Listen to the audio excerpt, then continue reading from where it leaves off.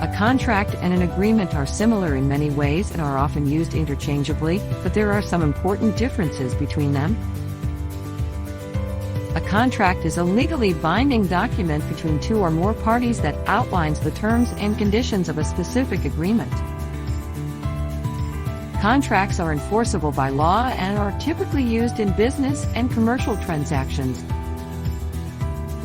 They may include clauses related to payment, performance, warranties, and other obligations that must be fulfilled by the parties involved. An agreement, on the other hand, is a more general term that refers to a mutual understanding between two or more parties. Agreements may be oral or written, and they may or may not be legally binding. For example, a handshake agreement between friends to split the cost of a concert ticket is an agreement, but it may not be enforceable in a court of law.